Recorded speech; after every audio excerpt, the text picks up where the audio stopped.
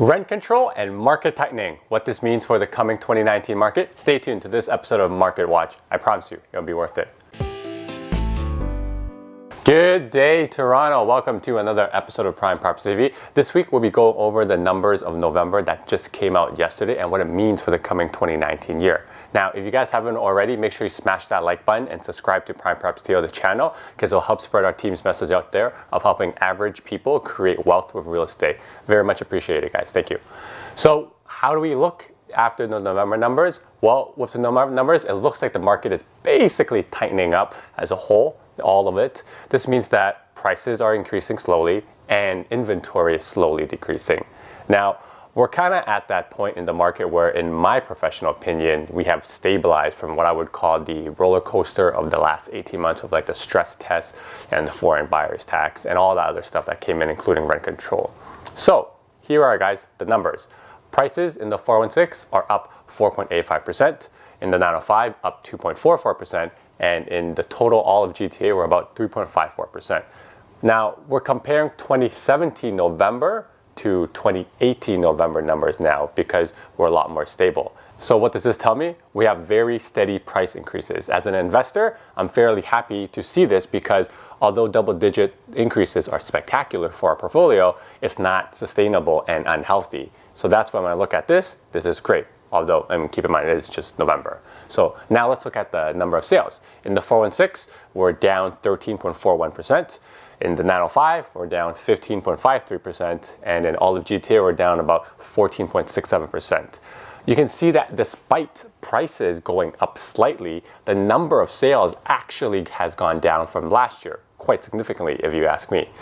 We're down about 14.65% of total transaction. And a good reason for that is last year, around this time in November, they announced the stress test that was going to happen, which effectively made a giant mad scramble for people to purchase so they can still qualify after this, before the stress test. And we'll likely see that when the December numbers come up. So the trend will keep going that way for maybe the next few months.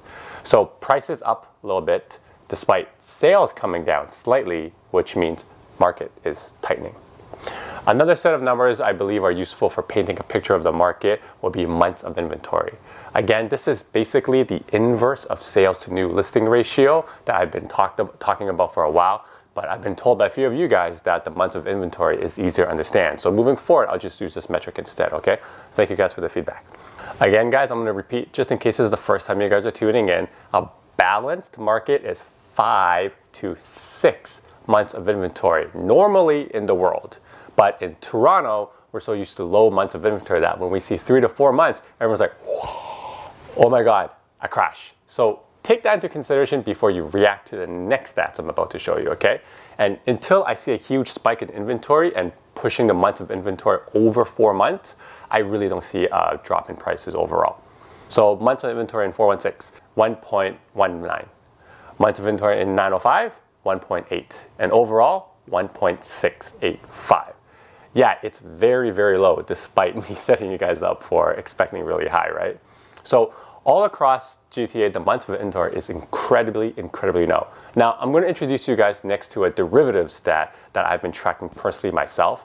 This is the change in the months of inventory. The months of inventory has been coming down quite quickly. In the 4 and 6, it's about almost 8%. In the 905, it's 16%. And all of GTA, it's about 13%. The decreasing percentage shows the velocity of how quickly the months of inventory is decreasing. In the last 3 months, this amount of inventory has been decreasing quicker and quicker and quicker. And this likely confirms that the market will be much, much tighter in 2019. Overall, though, I say the market is quite healthy and getting stronger. Unless there is some crazy government intervention, expect a fairly strong 2019 despite potential rate increases. Now let me touch on rent control that was introduced in the mid-November of last month. But before I do that, if you want to learn more about how to profit from the upcoming 2019 market, make sure you subscribe to the PPTO VIP mailing list. It's free, and I'll put a link in the description below. And I promise you, it will be really, really worth it because that's how you're going to be making money in the 2019 market. So November, we saw the rent control policy kind of got introduced and kind of abolished by Doug Ford. I'm going to make an in-depth video about my thoughts about that next week, but my initial thoughts are that it basically is a political move because it ultimately didn't really do anything to the rental market. The only thing maybe we'll see in the future is that incentivize pre-construction investors because it affects them as a beneficiary and potentially some builders for building more purpose-built rental. But really, that's kind of it. So I wouldn't really worry too much about it or get too much into a frenzy. Until next time, guys, happy real estating.